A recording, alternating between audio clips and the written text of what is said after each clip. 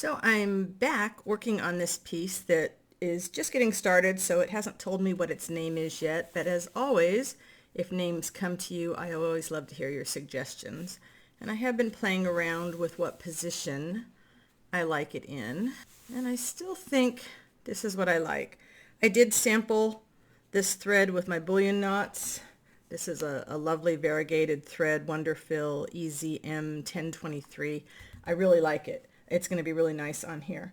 But I started thinking about some more texture. And so what I'm thinking I want to do is bring in some of this stuff. So I'm thinking there are things we can do with this. And let's see, kind of like going on the diagonals. And maybe we need just a little more of that someplace over here. Just doesn't need to be a lot, just a little piece. And let's make it kind of crooked. And of course, I don't have to stitch it down straight. I can absolutely mess with it, and I probably will. All right, let's see. That's right side up. Sometimes the back sides look better than the front sides, so, you know, experiment with that. But I kind of like that a lot. Okay, not kind of. I like it a lot. And this is, I think, some sari ribbon, and it's just another shade. But what could we do now? Since we didn't couch that down real sturdily, we can always come back underneath here, kind of like this. It's just going to add some more dimension. Since this is just a flat piece of fabric, it's kind of fun to come in here and add something else. Okay, I'm liking this. This is just the only scrap of this I have, so what I see is what I get. Let's just kind of come through here.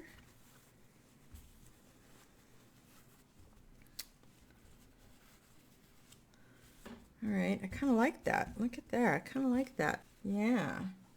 And then I keep thinking I might like to bring in a third color, but I just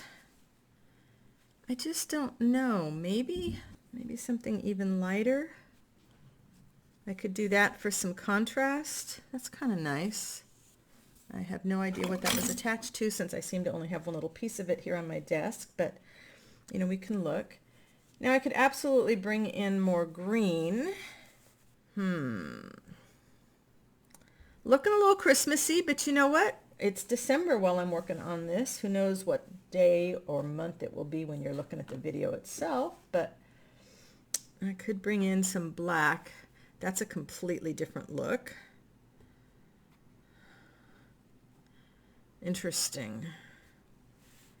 I was going to do more with the greens, but maybe, or maybe I just make this red my one thing. Maybe I don't even come in with green beads. Maybe I only come in with these lighter beads. It could happen. This is kind of a neat color too. Let's see what we can do with this. This is just some t-shirt material that I have colored with alcohol ink and magicals. And if you haven't done this before, what's fun about t-shirt material is the way it twists, so you can get some interesting little effects that way. I kind of like doing something with these loops so they're not quite so perfect. Rather have things that are like perfectly imperfect. You just kind of have to go with it and see where it takes you. Maybe it does. Oh, maybe this thread just sort of wanders all over the place. I could feather stitch with this all over. Okay, we're going to just save that aside. And let's cut some more because I kind of like this. And I'm just randomly cutting this in odd shapes because then it twists up really fun. So I was thinking I could get some little seed beads in some complementary color and use them to kind of hold things down, but I might just come in and just very lightly tack it with my red thread. This is kind of a beigey thing. Yeah, I feel like if I add something else too light, I'm going to lose that pop. Yeah, and I could go to my pink. Oh, nope. I can't go to my pinks. I just can't do it. Isn't that funny how some colors you just have a knee-jerk reaction to? Is there a color that just really sets your teeth on it? It's not that it doesn't set my teeth on edge. And if it's a hot pink, like a bright fuchsia, I love jeweled colors, but the stuff that's not so jeweled, not so much. All right, let's see. Yeah, all right, I've got 3 of those. I still have some empty space up here where your eye can rest, which is good. Kind of need something over here. I found that color. That's a little darker. It might work, but I don't know. Like I said, I really think of these as just doodle cloths until it starts to tell me what direction it wants to go. And sometimes I don't know until the end. If you saw my video on my blue vessel, I didn't know until the very end where that thing was going to go. And I had to set it aside for a while, and sometimes that happens. I don't do a lot of things with red. I'm kind of, it's not a red, it's more of a, I don't know, burgundy, wine. It's wine, that's what it is. It's a winey red. All right, then we need a little one over here. See, and you can just take your little fuzzies like that too and add them in, but I think I'm gonna wait more towards the end on that. Kind of add these guys like so. 1, 2, 3, 4, 5, 6. I can do one more because I got this thing about odd numbers. They really speak to me. I'm going to do it maybe here. All right.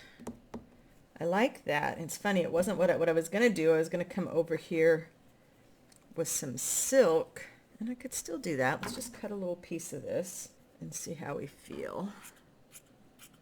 And what if we just sort of gathered it, and again with the tucking under something. No. All right, so the decision that has to be made is, are we going to stay just with this red? Oh, this is some green netting. I like this green netting. Let's just grab some of that and add it. Kind of like that. Just a touch of green. And of course I'm going to want to get my seam ripper in there, but I can wait towards the end on that. If I just want to do 3 little pieces of it, let's get it maybe over here.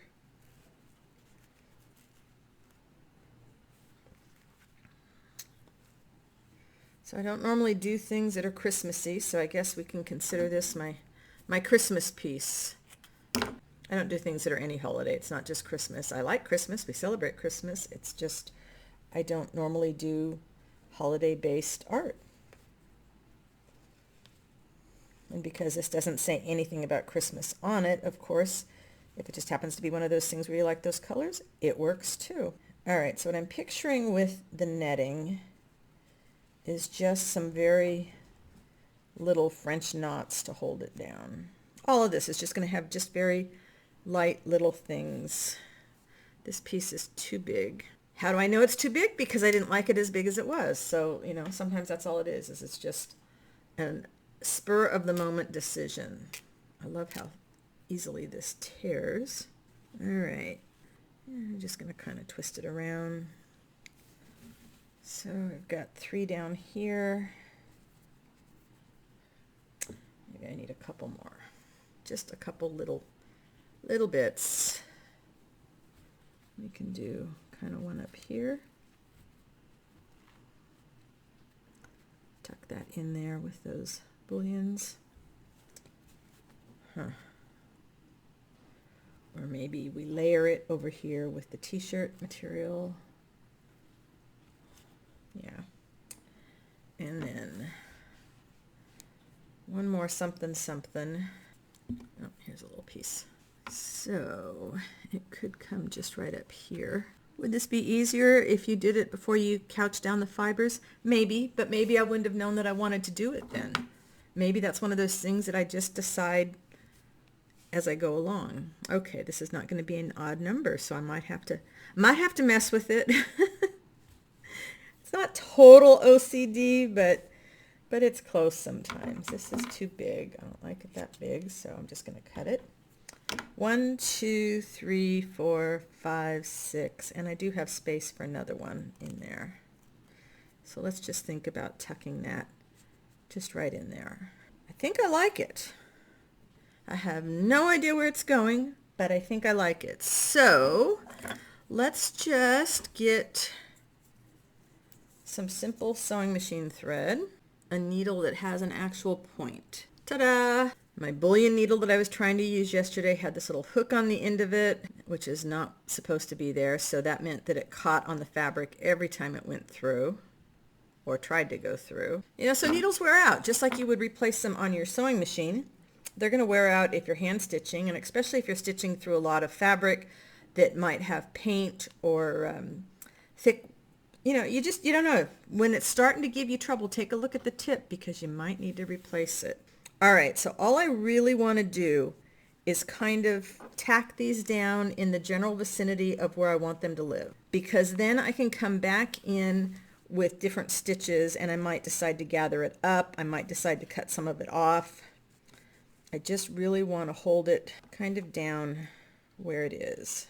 The other thing is if you're just tacking it down with not a whole lot of stitches, then if you decide you don't like it and you want to take it off, you don't have a whole bunch of stuff to unpick. So that's all I'm going to do, and then I'm going to come to the easiest one. I'm just going to go on my edges. I'm not going to worry about long stretches on the back. Again, this is just getting these first layers down. Don't talk yourself out of being able to work on a project. I can't tell you how many times I have talked myself out of working on a project. Right now in the studio, I've probably got 6 or 7 pieces of background cloth that has been painted that I absolutely love and can't wait to work on. And it's just sitting there because I keep talking myself out of what to do with it instead of just diving in. You know, yes, it's a time investment. Okay, so what if you put hours and hours and days and weeks and time into a project and you decide you don't like it? But I guarantee, maybe you don't like the way that particular project finished, but I bet you're going to learn something. I bet there's going to be something at the end of that project that you're going to say, okay, I learned how much I love working on this fabric. I learned how much I hate stitching with this. I learned a new stitch that I was able to practice on this project. I learned what textures really appeal to me. I had no idea that I would enjoy stitching with wool thread so much. I bought some cheap wool thread on Etsy, just, you know, a lot that somebody had, and I thought, well, I just want to try it and see how I feel about it. I love it. It gives a completely different texture to my work, and I can already see how I can take that in other directions. You know, so even, okay, if you're somebody that sells your work, and if you are, congratulations, that's awesome, or somebody that's thinking about selling your work, again, it's not wasted time. The only time that's wasted, in my opinion, is that time that we say, oh, I don't know where to start. I'm just going to stare at my stuff for a while. And if that's what you're doing, well, yeah, then you are wasting your time. And again, I'm just putting a single tacking stitch in here, just one, because I can move this all over the place over time. Okay, this looks like it got gathered up in there and wants to bunch up. I'm just going to let it go. I have Band-Aids on 2 fingers, and boy, it gets in the way of trying to stitch sometimes.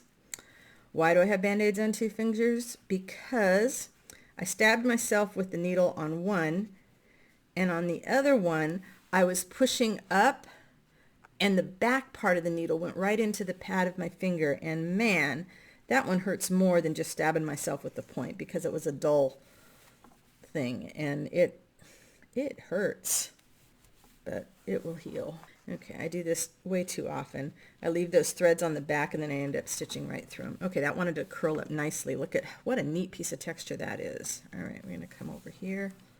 I will have to rethread my needle, but that's okay too.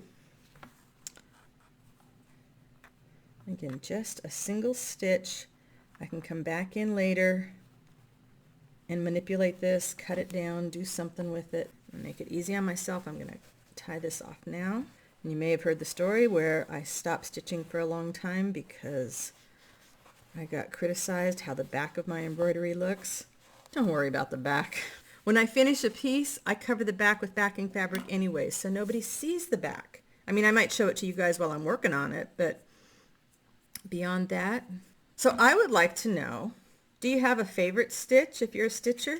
Do you have a stitch that you wish you learned how to do that you would like to see some more examples of? I am working on a series of stitch videos, and I'd like to do some of your favorites first. Probably do some of my favorites first, and then I'd like to do some of your favorites if you share them with me. So this is the Hot Mess Ugly Duckling stage. It's not ugly, it's just, it's not anything yet. Just beginning layers. Get that texture down. And I think it's very difficult sometimes when you're doing an abstract piece, whether it's an abstract fabric collage, whether it's an abstract painting, because our eyes want to identify the things that we're seeing. We want to say, well, what is that? Okay, this is a perfect little fold here, and you know what I'm going to do? Is I'm just going to come up. I'm just going to do French knot. What the heck? Whole lot of twist. It's going to be really wonky because this is sewing machine thread, and it's a whole lot more twist, so it's not going to sit really flat. And I'll show you what that's going to give me with texture. It's going to give me like this loopy knot, like if your bobbin on the sewing machine had a knot in it. Look at that. Can you see? Maybe you can't see as much. I love it. All right, and I'm just going to come over here and tack the end down just a little bit with another one. And I'm just going to go a whole bunch of loops. I'm just going to make it really loose. I think the loose knots just kind of goes along with this banana yarn that I've got there. Banana fiber, whatever you want to call it. There, more loops. Okay, and I think I just have this spot over here. And then this might be enough for now. Okay, and again, just something to hold it in the general area of where I want it to be. Is that everything? Nope, there's a little bit more up here that needs to get tacked down. All right, where do we want this to go? I think this needs to go under. And I'm going to leave it kind of loose. And I think we're just going to tack that right in there. So maybe this is something like a Christmas explosion. Except I don't want to put the word Christmas in the title. I don't know. I really try to not stress about a name until I can really see where the piece is going. And right now, I have no idea where this one is going. I know it's this end up, and there's the Hot Mess. My little things are tacked down, so they're not gonna, oh, there's one of them that didn't get tacked down. So where does it go? Maybe up here with this. Let's see, where's a missing piece? This one here. One, two, 3, 4, 5, 6. Yeah, so this is number 7. Kind of thinking, no, kind of like that loop on its own. Okay, maybe we're just going to put it right there. No, don't like it there. This guy, I do want 7, sorry. It's the way my brain works. What can I say? My brain says there must be 7. We're going to put it over here, and that'll help hold that one down. All right, so we're just going to come up randomly. Not going to worry about it. I don't want to go right in the center. I'm going to come off the center a little bit.